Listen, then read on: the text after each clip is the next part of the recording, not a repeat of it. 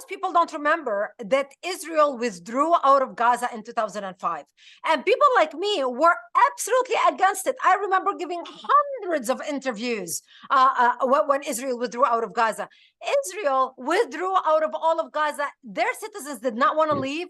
They dragged them. I mean, if you remember the images that was played on the media at that time, they dragged them kicking and screaming. The Israeli army turned against its own people, dragging them out of Gaza. Not only they abandoned their homes, their greenhouses, the industry, Israel dug out its dead who were buried in Gaza and took every Israeli bone and remain out of Gaza.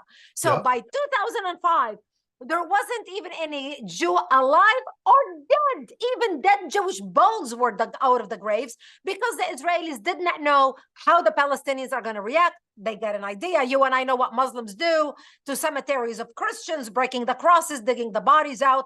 They did the same thing in Lebanon to us. And so they do it to the Jews. So that's why Israel withdrew them all out and gave Gaza to Hamas and said, here, you take it, you manage it. They left them the greenhouses. Look, Israel used to import so many of the world vegetables, tomatoes, flowers. 50 million flowers were exported out of Gaza annually when Israel ruled Gaza. So Israel withdrawal out of Gaza, they leave all the greenhouses to the Palestinians. And I know a Jewish businessman in New York, a lefty, with all good heart, raised $14 million and gave the Palestinians $14 million because he wanted them to start fresh and have the money to grow and have the capital to grow their industry and continue to prosper. The Palestinians, within 24 hours of the Israeli withdrawal, not only burned 125 synagogues within 25 hours, they destroyed the greenhouses. Not just destroyed the greenhouses, they stole the copper out of the pipes and the faucets. They destroyed them. These people shoot themselves in the foot. They could have turned Gaza into Singapore, but failed. Why? Because they're blinded by hatred. When they held the first election in 2006, one of the most famous cabinet members that was elected was called Nidal, the mother of the Mukawama, the mother of the resistance. Yeah. And why did they elect her?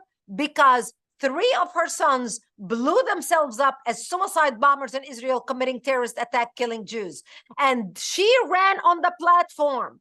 I sacrificed 3 kids. I have another 7 to kill, to sacrifice. That's why she was elected. The Palestinians in Gaza are Hamas. There is no difference. We in the West try to justify, well, it's a radical minority. It's just these Hamas members who are bad. But the rest of the Palestinians in Gaza are good.